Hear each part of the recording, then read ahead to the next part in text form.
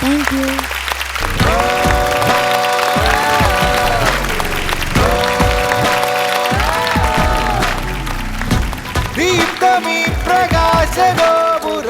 പാറുണ്ണക്കുട്ടി എന്തോ അടിപൊളിയായിട്ട് പാടി.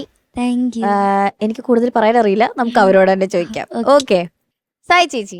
പാട്ട് എനിക്ക് ഭയങ്കര ഇഷ്ടമുള്ള ഒരു സോങ് ആണ്. Song selection Thank you. നല്ലൊരു സോങ് ആണ്. നന്നായിട്ട് പാടിയിട്ടുണ്ട് കേട്ടോ.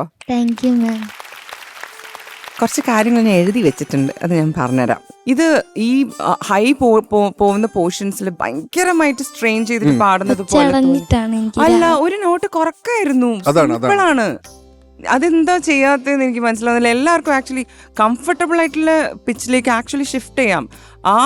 ആസ് ലോങ് ആസ് ആ സോങ്ങിന്റെ ഭംഗിനെ മാറ്റാത്തിടത്തോളം actually you can actually tamper the pitch a little bit, because ഓരോരുത്തർക്കും ഓരോ റേഞ്ച്, വോക്കൽ റേഞ്ച് ദൈവം കൊടുത്തിട്ടുണ്ട്. ഓരോരുത്തർക്കും ഡിഫറെൻ്റ് ആണത്.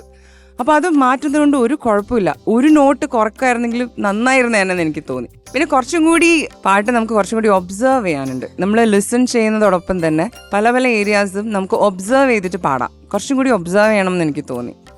Okay, all the best wishes Parvana. Thank you ചേച്ചി.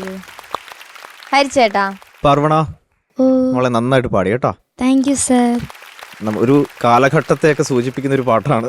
ഇപ്പോഴും എല്ലാവരും കേൾക്കുന്ന ഒരു പാട്ടാണ്. ഞാൻ കുറച്ച് വാക്കുകളാണ് എഴുതി വെച്ചത്. എന്നുവെച്ചാൽ ഞാൻ കേട്ടിട്ടുള്ള വേർഷൻ ദാസാറിൻ്റെ വേർഷനാണ്. അതാണ് ഒരു പക്ഷേ എല്ലാ മലയാളികളും കേട്ട് പഴകിയിരിക്കുന്ന ഒരു വേർഷൻ. നല്ലതാണ് നമ്മൾ വേറെ വേർഷൻ പഠിക്കുന്നത്. പക്ഷേ ഫൈനലി നമുക്കും എന്താ പറയുക, പ്രസൻറ്റ് ചെയ്യുമ്പോൾ ഏതായിരിക്കും നല്ലതെന്നൊക്കെ ഉള്ള ഒരു ചോയ്സ് എടുക്കുന്നത് നല്ലതായിരിക്കും കേട്ടോ. നഗ്നപാതയായ ഒന്ന് പാടാമുള്ളത്.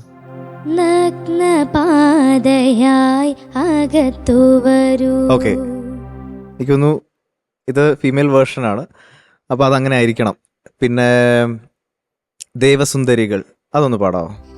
ദേവസുന്ദരികൾ കൺകളിൽ പ്രണയദാഹമോടെ നടമാടും.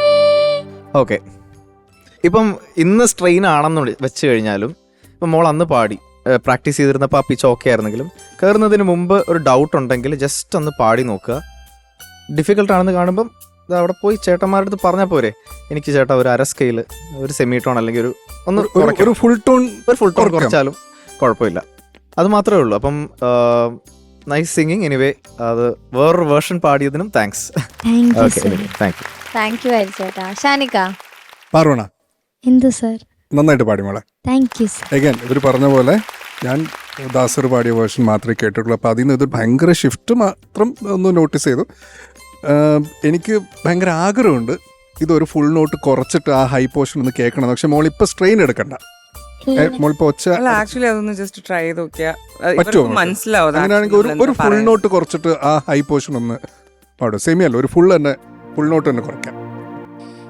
ചൈത്രപദ്മദളമണ്ഡപങ്ങളിൽ രുദ്രവീണകൾ പാടും, താനേ പാടും. ചക്രവർത്തിനി നിനക്കു ഞാൻ എൻ്റെ ശില്പഗോപുരം തുറന്നു, പുഷ്പപാദുകം പുറത്തു വയ്ക്കു നീ, നഗ്നപാതയായി അകത്തു വരൂ. Very good. Much better. Actually even ഈ ഒരു മിഡ് റേഞ്ചിലുള്ള മോളുടെ tone also is sounding very good അല്ലേ? ആ ടോണാലിറ്റി കംപ്ലീറ്റ് മാറി, ആ റേഞ്ച് മാറ്റിയപ്പോഴാണ്. ഇപ്പം ആർക്കാണ് ഇവിടെ നഷ്ടം? പക്ഷെ ഇതിപ്പോ രണ്ടാമത്തെ പാട്ടൊക്കെ ആയതുകൊണ്ട് നഷ്ടമൊന്നും സംഭവിക്കുന്നൊന്നുമില്ല. പക്ഷെ ഞാൻ പറയുന്നത് ഇതൊക്കെ പഠിക്കേണ്ട കാര്യങ്ങളാണ്. Okay, all the best. Thank you ഷാനിക്ക.